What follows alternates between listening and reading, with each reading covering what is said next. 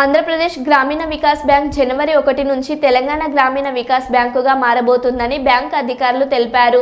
ఈ సందర్భంగా హన్మకొండలోని బ్యాంక్ ప్రధాన కార్యాలయంలో ఏర్పాటు చేసిన మీడియా సమావేశంలో మాట్లాడారు. బ్యాంకు పేరులో మార్పు కారణంగా బ్యాంకులో ఏదైనా సమస్య ఉంటే వినియోగదారులు ఎవరూ ఆందోళన చెందాల్సిన అవసరం లేదని సూచించారు.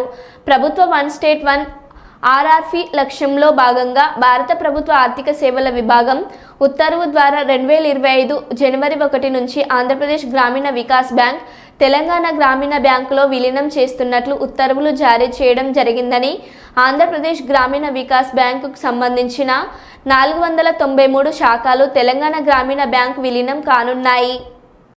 493 బ్రాంచులు తెలంగాణలో ఉన్నాయో వీటినన్నిటిని తెలంగాణ గ్రామీణ బ్యాంక్, ఆల్రెడీ తెలంగాణలో 2 గ్రామీణ బ్యాంకులు ఉన్నాయి, ఆంధ్రప్రదేశ్ గ్రామీణ వికాస్ బ్యాంకు, తెలంగాణ గ్రామీణ బ్యాంక్.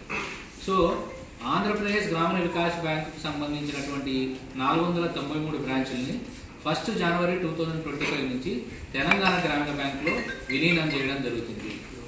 తర్వాత మిగతా 278 బ్రాంచెస్తో ఆంధ్రాలో అయితే ఏవైతే ఉన్నాయో ఈ ఆంధ్రప్రదేశ్ గ్రామీణ వికాస్ బ్యాంకు అక్కడ ఆంధ్రప్రదేశ్లో కంటిన్యూ చేయడం జరుగుతుంది. సో ఈ 13 నవంబర్న డిఎఫ్ఎస్ వాళ్ళు మనకు ఇచ్చిన నోటిఫికేషన్ ప్రకారం 1 జనవరి 2025 నుంచి బైఫర్గేషన్ అవుతుంది. అంటే ఆంధ్రప్రదేశ్ గ్రామీణ వికాస్ బ్యాంకుకు సంబంధించిన తెలంగాణ శాఖలన్నీ తెలంగాణ గ్రామీణ బ్యాంకులో తెలంగాణ గ్రామీణ బ్యాంకు శాఖల్లాగా 1 జనవరి 2025 నుంచి మార్చడం జరుగుతుంది, విలీనం కావడం జరుగుతుంది. ఈ ప్రాసెస్లో అంటే బైఫర్గేషన్ స్మూత్గా జరగాలనే ఉద్దేశంతో యాక్చువల్గా ఒక హై లెవెల్ కమిటీ ఏర్పాటు చేయడం జరిగింది. స్టేట్ బ్యాంక్ ఆఫ్ ఇండియా నుంచి, నబార్డ్ నుంచి, తర్వాత స్టేట్ గవర్నమెంట్ నుంచి, తర్వాత 2 గ్రామీణ బ్యాంకులు, తెలంగాణ గ్రామీణ బ్యాంకు, ఆంధ్రప్రదేశ్ గ్రామీణ వికాస్ బ్యాంకులు సభ్యులతో high level empowered committee form చేయడం జరిగింది. Good morning chairman sir and good morning my dear విలేకరులు. ఈ కార్యక్రమం దేని గురించి అందరూ మేము అందరినీ పిలవడం కాదు.